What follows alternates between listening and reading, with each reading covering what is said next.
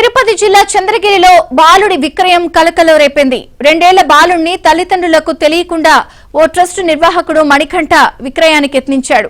సంతానం లేని దంపతులకు వాట్సాప్ లో బాలుడి ఫోటో పంపి 60,000 రూపాయలకు బేరం పెట్టేశాడు. ఆ తర్వాత బాలుడిని ఇవ్వకపోవడంతో బాధితులు పోలీసులకు ఫిర్యాదు చేయడంతో దర్యాప్తు చేపట్టారు. మణికంఠ దగ్గర బాలుడితో పాటు మరికొందరి ఫోటోలున్నట్లు పోలీసులు గుర్తించారు.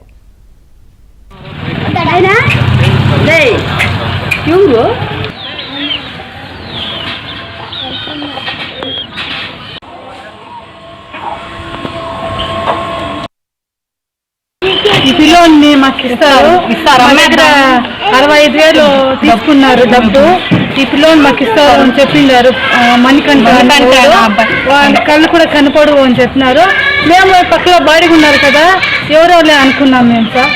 కానీ వాళ్ళు ఇట్లా బిడ్డలు ఎత్తుకుపోయి ఇంకా మా పిల్లలే కాదు, ఇంకా దాంట్లో ఉన్నారు. ఇంకా 3-4 ఫోటోలు మాకు చూపించినారు. ఈ పిల్లలు కూడా మాకు చూపించినారు. ఈ పిల్లలు అమ్ముతారు మాకే చెప్పినారు. వచ్చి చెప్తే మళ్ళీ పోయి అడిగితే వాళ్ళ భార్య అని, మా ఆయన లేడు, మా ఆయన చిత్తూరు పోయినాడు, ఇంకా మాకేం తెలీదు అని చెప్తా ఉండగా వాళ్ళ ఆవిడ. వాళ్ళు ఈడ మా ఇంటి పక్కల వంకలో కూడా తోపులతో పోయి శుద్ర పూజలు అవి ఇవి చేస్తూ ఉంటారు.